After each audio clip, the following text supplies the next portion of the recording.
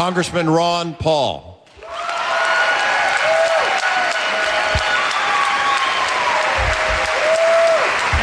How are you? Thank you very much. This is Seekster from Arlington, Texas, and this question is for Ron Paul.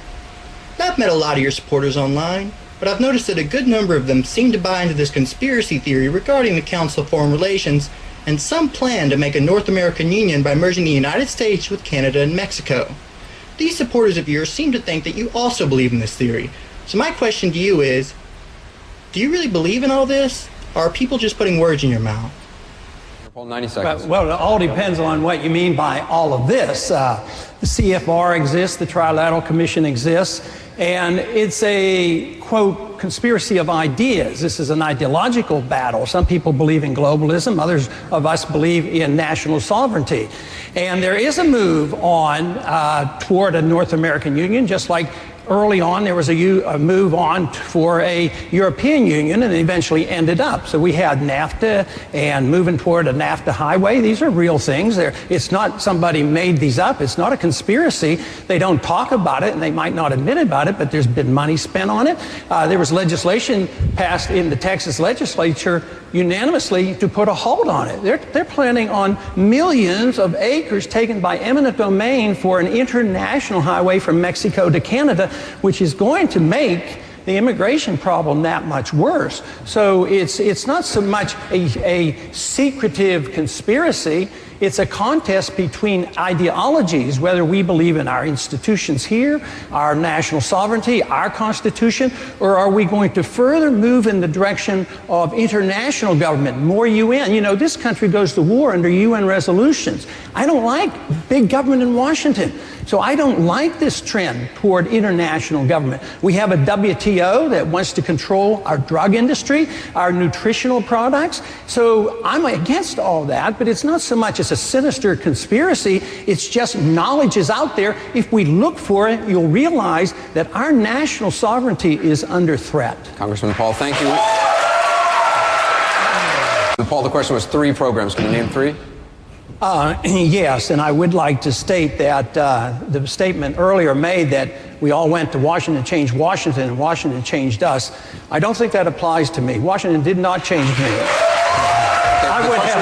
I would like to change Washington, and we could by cutting 3 programs such as the Department of Education. Ronald Reagan used to talk about that. Department of Energy, Department of Homeland Security is the biggest bureaucracy we ever had. And besides, what we can do is we can have a stronger national defense by changing our foreign policy. Our foreign policy is costing us $1 trillion, and we can spend most of that or a lot of that money home if we would bring our troops home. Governor Huckabee, 30 seconds. If Congress can't fix the tax code, give me the job and I'll fix it. I just want to also say that Congressman Paul, I've heard him now in many debates talking about bringing our troops home and about the war in Iraq and how it's failed. And I want to tell you that that kind of isolationism, sir, is what caused World War II. Allow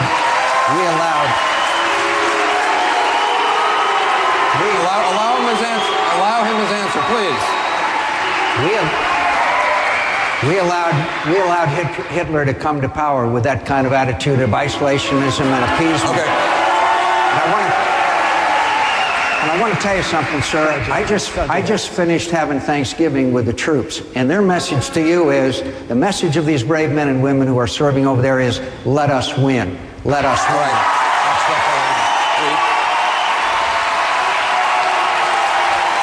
Right. We will, please. We will get to Iraq.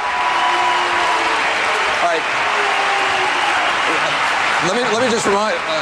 Let me just remind everyone that these people did take a lot of time to ask these questions, and so we do want direct questions to the answers. We will get to Iraq later, but I do have to allow Congressman Paul 30 seconds to respond. Absolutely.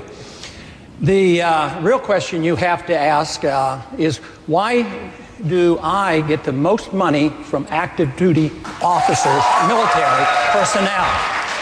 So what John is saying is just totally distorted. He doesn't even understand the difference between non-intervention and isolationism. I'm not an isolationist.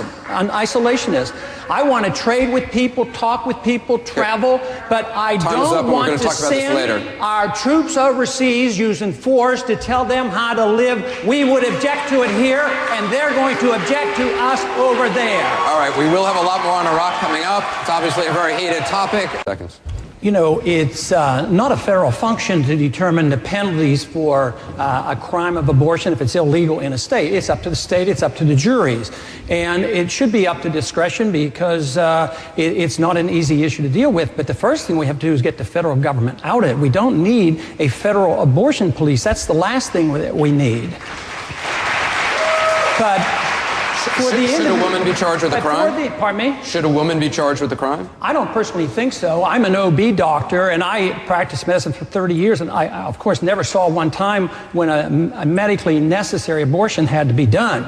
But so I think it certainly is a crime, but I also understand the difficulties. I think when you're talking about third trimester deliberate abortion and partial birth abortions, I mean, there has to be a criminal penalty for the person that's committing that crime, but I really think it's the person who commits the crime, and I think that is the abortionist. So you're saying a doctor should be punished. What sort of punishment should they get? Well, I think it's up to the states. I'm not in the state. I'm not running for governor, and I think it's different, and I don't think it should be all 50 states the same way. So I don't think that should be up to the president to decide that. Yeah, the young lady's question is in the region. Which presidential candidate will make a permanent or long-term military commitment to the people of Iraq? Thank you. Senator Thompson. The best commitment we can make to the Iraqi people is to give them their country back. That's the most important thing that we can do. Already part of their country has been taken back. In the South, they claim the surge has worked, but the surge really hasn't worked. There's less violence, but al-Sadr has essentially won in the South. The British are leaving. The brigade of al-Sadr now is in charge, so they are getting their country back. They're in charge up north. The people in the north are in charge as well, and there's no violence up there or nearly as much. So let the people have their country back again. Just think of the cleaning up of the mess after we left Vietnam. Vietnam now is a friend of ours. We trade with them. The president comes here. What we achieved in peace was unachievable in 20 years of the French and the Americans being in Vietnam. So it's time for us to take care of America first. Senator McCain. 30 seconds. Well, let me remind you, Congressman, we never lost a battle in Vietnam. It was American public opinion that forced us to lose that conflict. And if you...